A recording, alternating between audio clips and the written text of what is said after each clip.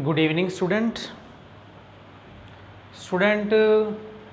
Last video में हमने sequence and अपना प्रोग्रेशन के बारे में पढ़ा था। इस वीडियो में हम एपी की स्टैंडर्ड फॉर्म के बारे में पढ़ेंगे कि एपी की स्टैंडर्ड फॉर्म क्या होती है। वैसे लास्ट वीडियो में मैंने थोड़ा सा आपको बताया था उसके बारे में, क्योंकि मान लो कोई भी आपके पास ऐसा क्वेश्चन हो सकता है जिसमें आपको एपी की जो टर्म्स हैं वो एज्यूम करनी पड़े, तो आपको उसकी फॉर्म पता होनी चाहिए। जिस तरह लीनियर इक्वेशन की कोई मान लो लीनियर इक्वेशन है, linear equation in one variable वो इस फॉर्म में होती है। तो इस तरह जो एपी की टर्म्स हैं, फर्स्ट टर्म सेकंड टर्म, अगर हमको एज्यूम करेंगे तो वो किस फॉर्म में होंगी। मान लो कोई एपी है, उसकी फर्स्ट टर्म ए है, उसमें कॉमन डिफरेंस डी है, तो मैंने आपको बताया था कि इसकी प्रीसीडिंग टर्म में हम ये फिक्स नंबर ऐड करते जाएंगे ए प्लस डी। अब मुझे ये टर्म चाहिए, यहाँ पे मुझे चाहिए थर्ड टर्म, तो मैं इसमें डी ऐड करूँगा, क्या हो जाएगा ए प्लस 2d, फिर ऐसे ए प्लस 3d। आप एक चीज़ देख रहे हैं कि ये सेकंड टर्म है, ये थर्ड, ये फोर्थ। अगर फोर्थ है तो इसमें डी का कोफिशिएंट 4 से 1 कम आ रहा है। ऐसे ही अगर मैं एन टर्म निकालूंगा तो उसमें डी का जो कोफिशिएंट है वो एन से 1 कम आएगा। स्टूडेंट हम ये इसलिए करते हैं क्योंकि लास्ट वीडियो में मैंने आपको बताया था कि मान लो आपके पास कोई सीक्वेंस है 1 5 9, आपको निकालनी है इसकी ए 50 टर्म। ऐसे आप कब तक निकालेंगे? जिस फॉर्मूलास में आपको इन टर्म्स का यूज़ करना पड़े, मान लो अगर आपको A3 निकालनी है तो आपको कैसे निकालोगे आप A3? A2 प्लस डी करोगे ना। उससे पहले आपको सेकेंड टर्म की वैल्यू तो पता होनी चाहिए, ठीक है। तो जो जनरल फॉर्म होती है ना, उससे हम किसी भी टर्म्स की वैल्यू निकाल सकते हैं, ठीक है। किसी भी टर्म की डायरेक्ट हम उसमें वैल्यू पुट करेंगे एन की, और हमारे पास उसकी कॉरस्पॉन्डिंग वैल्यू आ जाएगी, ठीक है। तो स्टूडेंट इस तरह आपने सम करने हैं, ठीक है। तो स्टूडेंट इसे नोट कर लीजिए आप।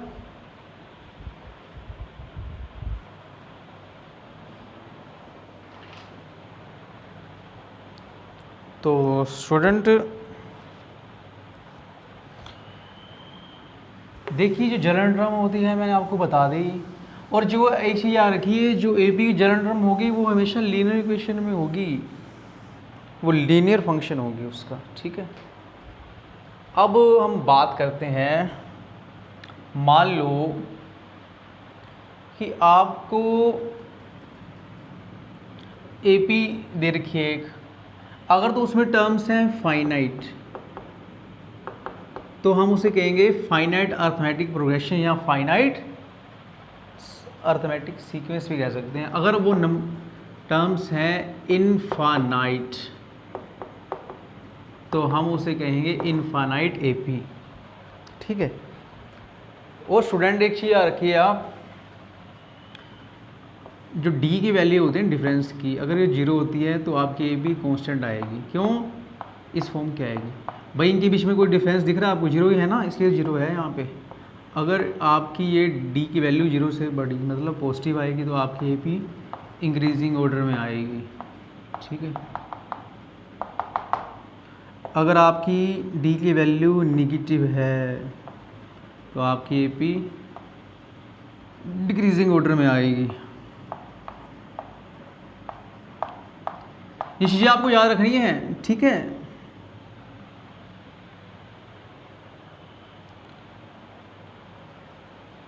तो स्टूडेंट नोट कर लीजिए इसे आप। स्टूडेंट अब हम बात करेंगे कि जो एपी है, जो ये हम चैप्टर पढ़ रहे हैं अर्थमेटिक प्रोग्रेशन, इसमें सम किस तरह के आ सकते हैं।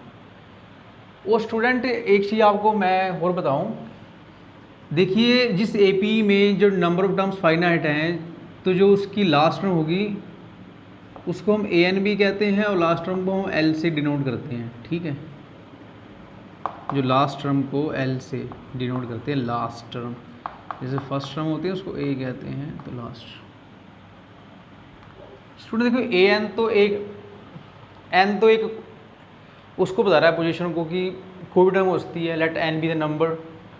एन की जगह तो नंबर कोई भी आ सकता है ना, ठीक है। तो अब हम बात करेंगे, मान लो आपको एक सम दिया हो 3 ब्लैंक 9, आपसे पूछे इसकी मिसिंग टर्म निकालिए, आप निकाल देंगे क्योंकि ये है ए आपको 3 दिया हुआ, पर आपको डी नहीं पता। तो आपको जो टर्म थर्ड है आपको उसकी जनरल फॉर्म तो पता है ना, 9 है, तो यहाँ पर ए की वैल्यू पुट कीजिए 3 + 2d = 9, ठीक है। तो 2d = d क्या आ जाएगा आपके पास 6/2। एक तो ये मेथड है। अगर आपके पास ये मिसिंग टर्म आपको निकालनी है दूसरे मेथड से, तो इन दोनों को आप इन दोनों को सम कर दीजिए, उसको 2 से डिवाइड कर दीजिए, तो 12/2 6। ये रूल आपने तभी लगाना है कि जब जो टर्म आपने निकालनी है, ठीक है, वो दो टर्म के बीच में हो, ऐसे नहीं कि 3 दिया हो फिर दिया हो, ऐसे उनके बीच में बस एक ही टर्म का गैप होना चाहिए, जैसे ये है। जो टर्म हम निकालनी है वो इन दो टर्मों के बीच होनी चाहिए, जहाँ वो कॉन्जिगेटिव होनी चाहिए। इसमें इस चीज़ में ये रूल नहीं लगेगा, मैं बताऊंगा अब ये आपको कैसे आया। मान लो 3 नंबर है ए, कैपिटल ए, बी, वो एपी में है। कोई भी नंबर अगर एपी में हो उसकी कंडीशन क्या है कि उनका कॉमन डिफरेंस सेम होना चाहिए, a - a b - a same होना चाहिए ना इनका d। तो ये इधर ले लाऊंगा मैं, तो 2a = a + b, a क्या आ जाएगा a + b/2, इस तरह निकालना है। ये अगर a निकाल रहा हूँ, ये अगर दो नंबर के बीच में हो, ठीक है, मतलब मिसिंग टर्म उनमें एक होनी चाहिए, 2 होगी तो उसमें ये चीज़ नहीं चलेगी, वो उसके लिए अलग फॉर्मूला होगा, वो आपको नेक्स्ट क्लास में पढ़ना है जब आप क्लास 11th में हो जाएंगे।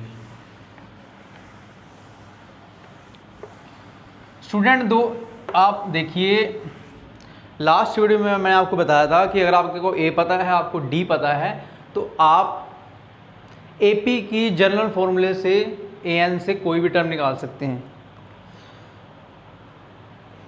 और आपको मैंने ये बता दिया है कि अगर कोई टर्म मिस हो उसको इस वे से कर सकते हैं, अगर 2 टर्म हो मिस तो उसको किस वे से करना है। तो स्टूडेंट मैं मानता हूँ कि जो हमारी पहली वीडियो थी, अगर उससे आप देखेंगे तो आप NCERT एक्सरसाइज 5.1 के जो सम है वो करने में आपको कोई दिक्कत नहीं आएगी, अगर आप वो वीडियो आपने देखी है, अगर आपने समझा है एपी के कॉन्सेप्ट को, ठीक है। स्टूडेंट अब हम एक्सरसाइज 5.2 का सम करेंगे।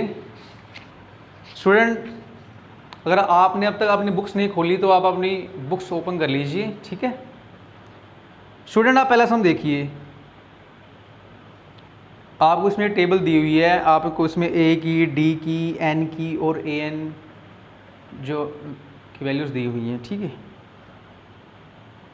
तो आपने स्टूडेंट इस जो सम है ना पहला, इसमें आपने A N = a + n - 1 d वाले फॉर्मूले का यूज़ करना है।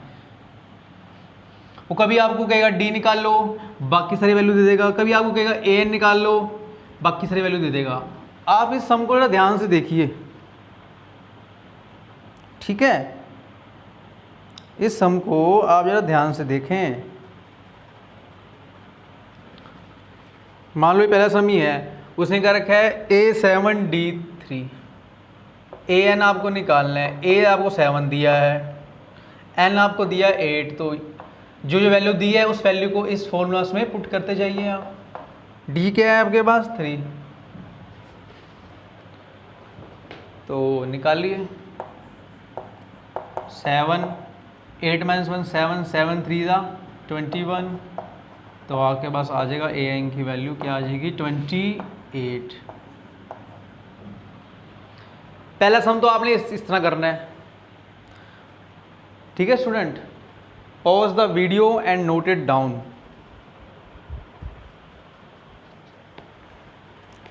स्टूडेंट अब हम 5.2 के बात करते हैं सम सेकंड की। सेकंड सम आप जरा ध्यान से देखिए, इसमें भी आपको वही फॉर्मूला लगाना है AN वाला, बस आपको इसमें से A आपको खुद देखना है कि जैसे अब इसमें फर्स्ट टर्म है वो 10 दी हुई है, कॉमन डिफरेंस आप निकाल लेंगे A2 - A1, सेकंड टर्म में से फर्स्ट टर्म माइनस करनी है, ठीक है। और स्टूडेंट जो आप देखिए थर्ड सम, इसे आप कर सकते हैं, मैं आपको इसमें से कोई भी एक सम करवा देता हूँ, ठीक है। मान लो ये सम दिया हुआ आपको, सेकंड सम दिया हुआ है, फर्स्ट बॉक्स 13 ब्लैंक 3। स्टूडेंट ये देखिए आप इसमें, ठीक है आपको फर्स्ट टर्म नहीं दे रखी पर आपको ये सेकंड टर्म दे रखी है, तो मैं इसको लिख सकता हूँ ऐसे A + D = 13, ये दी हुई आपको फोर्थ टर्म, इसको लिख सकता हूँ A + D। अब यहाँ फोर्थ है तो उसमें D का कोफिशिएंट एक कम आएगा, 3D = 3, ठीक है। तो उसको सोल्व कीजिए, सब्ट्रैक्ट कीजिए, बहुत कट जाएगा, ये क्या आएगा -2D, ये क्या आएगा बताओ, ये क्या आएगा, ये 10 आएगा, तो D क्या आ गया आपके पास -5, D -5 आ गया, तो आप इसे निकाल सकते हैं -5, ये क्या आएगा फिर 13 - 5 8, इसमें उल्टा करेंगे ना, यहाँ पे क्या आएगा 18, ठीक है। मैंने निकाला नहीं पर आपको निकालनी है A + D = 13, D क्या है आपके पास -5,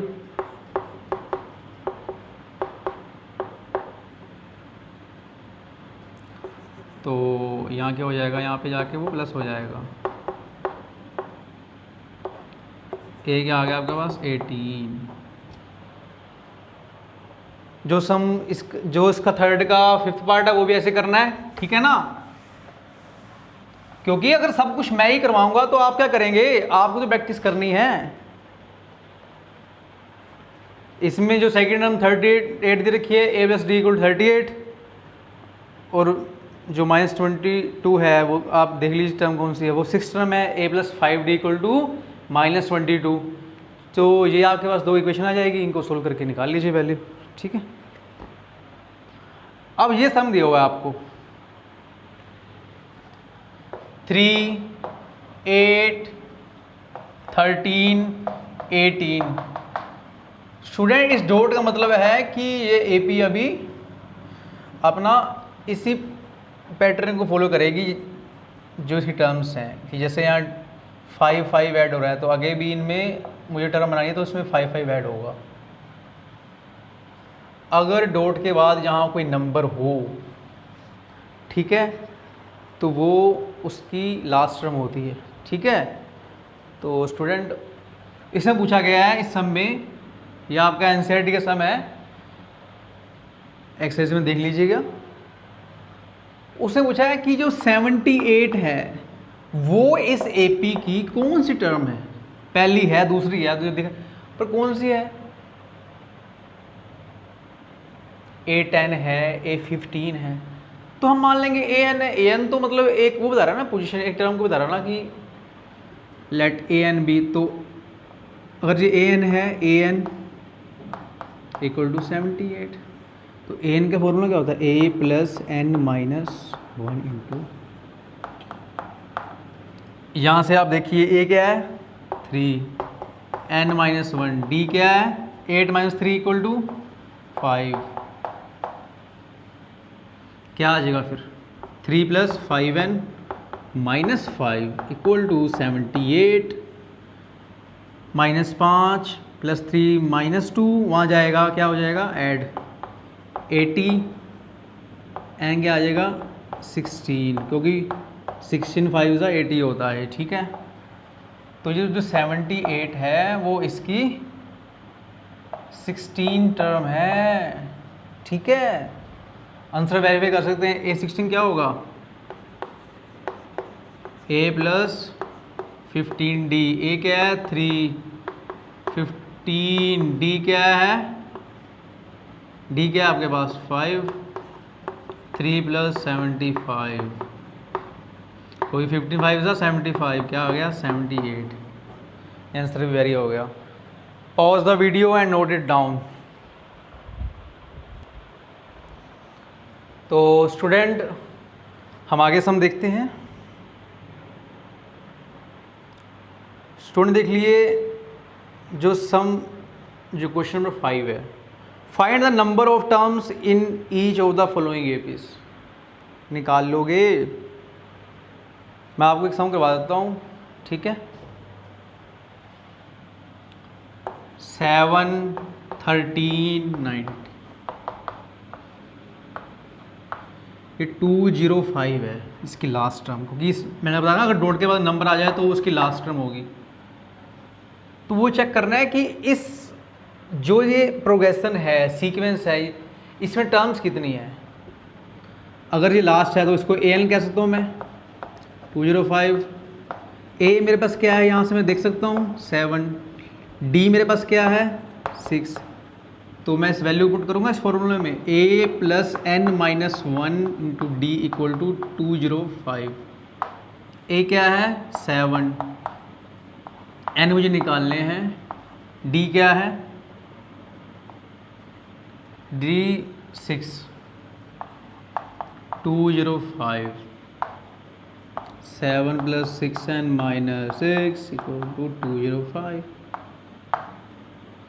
तो 7 माइनस 6 1, फिर 1 वहाँ जाएगा, उसमें से माइनस हो जाएगा, 6n इक्वल टू 204। क्या आ जाएगा ये 34। ठीक है स्टूडेंट, ये आपके पास 34 आ गया कि इस एपी में 34 टर्म्स हैं, ये एपी, ठीक है। Pause the video and note it down.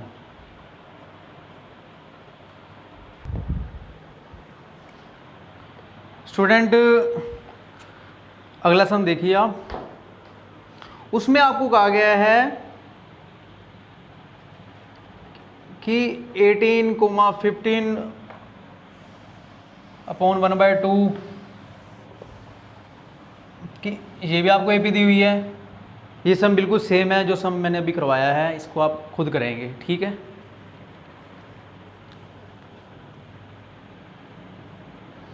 Next sum देखिए, अभी देखिए मैंने आपको सम करवाया था कि 78 कौन सी टर्म है। ऐसे ही पूछ रहा है कि ये सम इस तरह भी आ सकता है कि जैसे दे देगा कि ये टर्म है या नहीं, अगर होगी तो उसकी कोई वैल्यू आ जाएगी, इंटीजर की फॉर्म, इंटीजर नंबर आ जाएगा, ठीक है, या होल नंबर। तो हम चेक करते हैं, आपको ये एपी दे रखी है 11,852। वो पूछते हैं कि क्या ये 150 क्या इस एपी की टर्म है। हम कहते हैं मान लो ए एन है वो उस टर्म इसकी, तो -150 इक्वल टू ए एन, तो -150 A plus N minus 1 into D, -150, A की वैल्यू 11, डी की वैल्यू क्या आएगी -3, -150 -3n + 3 11 + 3 14 -150 -14 -3n -164 = -3n कट गया, क्या आ गया, n = 164/3। स्टूडेंट अब ये कोई होल नंबर नहीं आया ना कोई इंटीजर आया है, इसलिए जो ये है ना -150 ये इस AP की टर्म नहीं है, ये कहीं नहीं आएगा नंबर, ठीक है। क्योंकि जो टर्म होगी, जो पोजीशन होगी, ये थोड़ा कि वो पोजीशन T1 और T2 के बीच में लाई करेगी, वो पूरा होगी, होल नंबर होगी, फ्रैक्शन नहीं होगी फॉर्म में। Pause the video and note it down.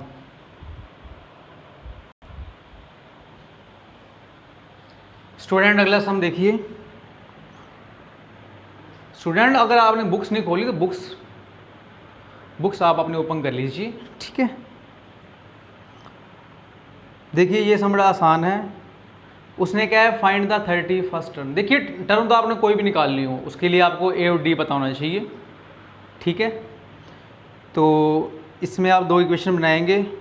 उसने क्या है, उसकी जो 11 टर्म है वो क्या है 38। A11 को क्या लिखूंगा मैं, A + 10D = 38। और क्या है जो उसकी टर्म है 16, A + 16 को क्या लिखूंगा मैं 15D, क्योंकि उसमें D कोएफिशिएंट 16 से कम आएगा, वो क्या है 73। अब आपके पास ये 2 इक्वेशन है, इनको सोल्व करके आप क्या कीजिए, वैल्यू निकालिए A और D की। If you know the value of A and D you can make an AP। अब तक तो आपको ये बात समझ आ गई होगी, अगर आप A और D की वैल्यू जानते हैं तो आप AP बना सकते हैं। फर्स्ट टर्म आपको पता है, कॉमन डिफरेंस आपको पता लग जाएगा, तो इसमें फिर मुश्किल क्या है, ठीक है स्टूडेंट।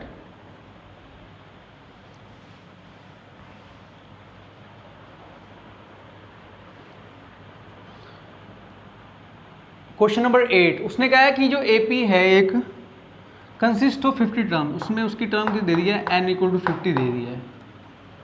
उसने कहा है विच थर्ड टर्म इज 12, मतलब A3 12 and last term is 106। भाई लास्ट टर्म उसने 106 की है, इसको आप AN भी कहेंगे, ठीक कह सकते हैं, मैं बताई थी आपको अभी। क्योंकि अगर कोई AP फाइनाइट है तो उसकी जो लास्ट टर्म होगी उसको हम AN भी कह सकते हैं। अब उसने ये कह दिया कि जो इसकी टर्म है 50 है, तो लास्ट टर्म जो आएगी, भैया अगर मैं कोई काउंट ही करूँगा 1 2 3 4 5 ऐसे, ये 50 है, तो A50 पे क्या आएगी 106 आएगी, इसलिए A50 = 106। तो यूज़ कीजिए इस इक्वेशन का, A + 49D 106, A + 2D = 12। इन दोनों को क्या कीजिए, सब्ट्रैक्ट, कट गया, ये क्या आएगा 47D, ये क्या आएगा 94, D = क्या आ गया, क्योंकि 47 2 क्या होता है 94, D2 आ गया। इसकी वैल्यू पुट रखिए यहाँ पर आप, A + 2D = 12, D की वैल्यू पुट कीजिए यहाँ पर,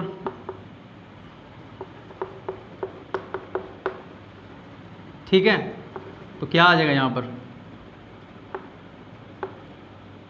2 2 4 12 - 4, भाई A आपके पास 8 आ गया, D आपके पास आ गया। अब आपको क्या चाहिए, आप कुछ भी निकाल सकते हैं। आप इसकी, उसने कहा 29 टर्म निकालनी है, कोई टर्म हो तो उसमें D का कोफिशिएंट उससे एक कम, A + 28D, A 8 है, 28D क्या है 2, 8 + 56 64 आपका आंसर आ गया। कीजिए, कॉपी कीजिए, pause the video and note it down. तो स्टूडेंट, तो हम अगला सम करते हैं। देख लिए, अगला सम बहुत ही आसान है। अभी जो सम करवाया ना, सिर्फ आपको इक्वेशन बनानी है और उनसे आपने A और D की वैल्यू निकालनी है। अगर आपको A और D पता है तो जनरल टर्म में आप उस वैल्यू पुट करके कोई भी इक्वेशन निकाल सकते हैं ना आप, ठीक है। उसने क्या है, if the third and 9 term A3 और A9 आपको दिया हुआ है, A3 आपको दिया हुआ है 4 और A9 -8, तो इसके लिखिए A plus 2D equal to 4, इसको A plus 8D equal to -8। ये आपके पास दो इक्वेशन बन गई, इनका यूज़ करके आप निकाल लीजिए आंसर, इसमें कोई डिफ़िकल्टीज नहीं आनी चाहिए, ठीक है। तो नेक्स्ट सम स्टूडेंट देखिए आप, और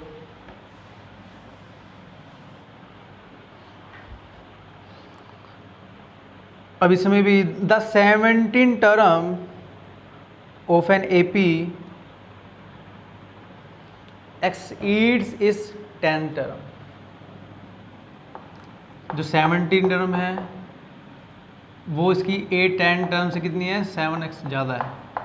तो A70 के लिखूँगा मैं A प्लस 16D, ये A plus 9D plus 7, A से कट गया 16 माइनस 9, क्या आएगा यहाँ पर 16D minus 9D equal to 7, तो क्या आएगा यहाँ पर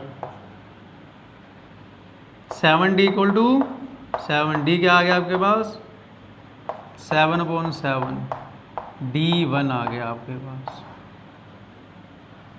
तो इसमें सिर्फ कॉमन डिफरेंस निकालना था, वो आपने निकाल दिया, ठीक है। कॉमन डिफरेंस आपने निकाल दिया है। वैसे आप इससे अगर कुछ और अगर समझ नहीं आया तो आप देख सकते हैं, ठीक है student. Pause the video and note it down. तो स्टूडेंट आप क्वेश्चन नंबर 11 देखिए, वो कह रहा है कि कौन सी टर्म है जो उसकी 52 टर्म से, जो 54 टर्म से 132 मोर है। AP आपको दे रखी है 3, 15, 27, 39। उसने कौन सी टर्म है जो A54 से 132 मोर है। मान लो A वो टर्म AN है, बट टर्म तो कोई होगी ना, तो हमें पता वो टर्म कौन सी है, लेट AN भी। तो AN 132 मोर किससे, A54 से, मतलब इससे AN से क्या आ जाएगी, हमें वो टर्म पता लग जाएगी जो इससे 132 है। कभी आपने अलजेब्रा किया हो तो आपको पता चल जाएगा, ठीक है।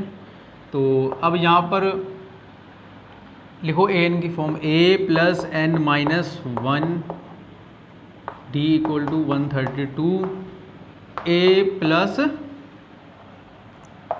53D। A क्या है यहाँ पर 3, D क्या है यहाँ पर 12, पुट करो वैल्यू उसकी, A3 N माइनस 1, D क्या है 12, 132, A क्या है 3, ठीक है। 53 इंटू 12, देखो ये तो 3 से 3 कैंसिल आउट, ठीक है। ये क्या बनेगा 12N माइनस 12, और ये 132, इसकी मल्टीप्लाई कीजिए आप, क्या आएगा 36, 12 5 60, ठीक है। 60 और 3 636, ठीक। तो अब इन्हें ऐड कीजिए आप, क्या बनेगा ये 12 वहाँ जाएगा, 132 प्लस 12 144, 636 प्लस 144, क्या आ जाएगा यहाँ पर 0,